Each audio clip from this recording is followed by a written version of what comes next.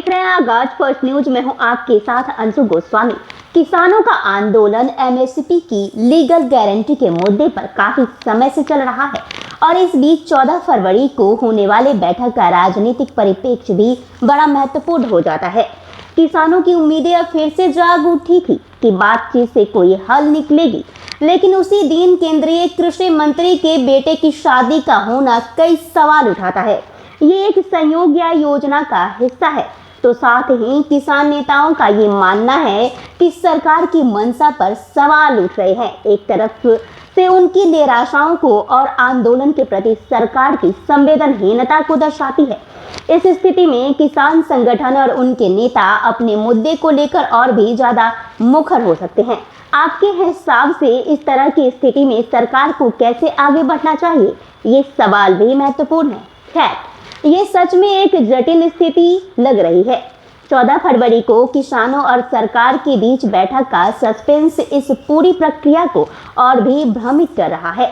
अगर कृषि मंत्री अपने बेटे की शादी के कारण बैठक में शामिल नहीं होते हैं, तो ये किसानों के लिए एक और झटका हो सकता है, खास करके जब उनकी उम्मीदें इस बैठक से जुड़ी हुई हो तब। और ये सवाल भी महत्वपूर्ण है कि क्या मंत्रालय के अधिकारी बिना मंत्री की मंजूरी के बैठक का आयोजन कर रहे हैं। अगर ऐसा है तो ये सवाल दिखता है कि सरकार के भीतर संवेदना की कमी हो सकती है या फिर किसी और तरह की रणनीति भी हो सकती है। किसानों ने पहले ही जल्दी बैठक की अपील की थी, लेकिन अब ये जिद पर अड़ने का निर्णय ये संकेत दे रहा है कि सरकार इस मुद्दे को गंभीरता से नहीं ले रही है। किसान संगठन का इस पर सवाल उठाना स्वाभाविक है, क्योंकि ये उनके संघर्ष और आंदोलन को लेकर सरकार की मंशा पर सवाल खड़ा कर रहा है। आपकी इस विषय पर क्या राय है? क्या सरकार को इस मामले में और स्पष्टता और पारदर्शिता लानी चाहिए? किसान नेताओं का ये विचार पूरी तरह से समझ में आता है।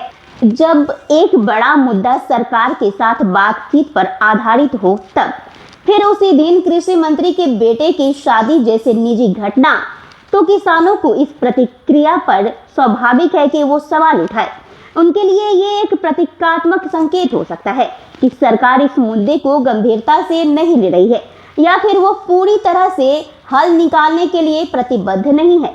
अगर कृषि मंत्री खुद बैठक में नहीं होंगे और किसी अन्य मंत्री या अधिकारियों को भेजा जाएगा, तो किसानों का ये कहना, जो कि जिस मर्ज का डॉक्टर है वही इलाज करेगा, ये वाक्य सही भी साबित होता है।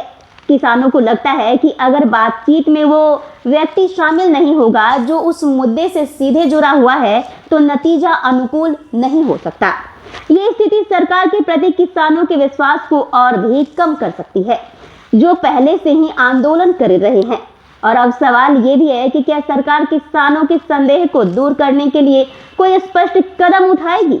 किसान नेता डल्लेवाल का आमरण अनशन 66 दिनों से जारी है और ये सवाल भी उठाता है कि उनका अनशन 66 दिनों से जारी रहना इस बात को दर्शाता है कि उनकी संघर्ष की गंभीरता कितनी बढ़ गई है। जब तक सरकार की ओर से ठोस कदम नहीं उठाए जाते, किसान नेताओं का शंका और निराशा स्वाभाविक है। इस दौरान केंद्रीय कृषि मंत्रालय के संयुक्त सचिव का खरनौरी बॉर्डर पहुंचकर डल्लेवाल से बातचीत का एक पत्र सकारात्मक कदम था, लेकिन उनका अनशन अब भी जारी रखना और सरकार की मंशा को लेकर संदेह को और गहरा करता है। किसान नेता सरवन सिंह पंढेल का ये कहना कि सरकार की मंशा ठीक नहीं लगती, एक गंभीर संकेत है। अगर सरकार लगातार किसानों के मुद्दे को हल करने में विफल रहती है और कोई ठोस कार्रवाई नहीं करती है, तो ये आंदोलन और भी तीव्र हो सकता है। फिलहाल ये देखना होगा कि किसान संगठन अगले कदम के रूप में क्या निर्णय लेते हैं और सरकार इस तनावपूर्ण स्थिति को शांत करने के लिए क्या ठोस कदम उठाती है। तो वहीं सरकार ने जब 2024 में लोकसभा चुनाव से पहले 4 दौरे की बातचीत की थी और कोई ठोस निर्णय नहीं निकाल सके थे, तो ऐसा प्रतीत होता था कि सरकार बातचीत के रास्ते बंद कर दिए हैं। लेकिन जगजीत सिंह डल्लेवाल जैसे वरिष्ठ किसान नेता का आमरण अनशन सरकार को फिर से झुकाने पर मजबूर कर देता है। ये घटना इस बात का उदाहरण है कि जब किसान अपने मुद्दे के प्रति समर्पित होते हैं, तो वे सरकार को न सिर्फ ध्यान आकर्षित करने बल्कि कार्रवाई के लिए भी मजबूर कर सकते हैं। ये एक दिलचस्प पहलू है कि पहले 4 दौर की बातचीत में कृषि मंत्री अर्जुन मुंडा और वाणिज्य मंत्री पीयूष गोयल और गृह मंत्री नित्यानंद राय जैसे बड़े नेता शामिल थे, लेकिन फिर भी कोई ठोस समाधान नहीं निकला। इसका मतलब ये हो सकता है कि सरकार ने मुद्दे को हल करने में पूरी तरह से गंभीरता नहीं दिखाई थी, या फिर समस्या इतनी जटिल थी कि उनके हल के लिए और भी ज्यादा मेहनत करने की जरूरत थी। इस पर सरकार और किसान दोनों के लिए ये एक संकेत हो सकता है कि संघर्ष तब तक जारी रहेगा जब तक वास्तविक समाधान नहीं मिलता।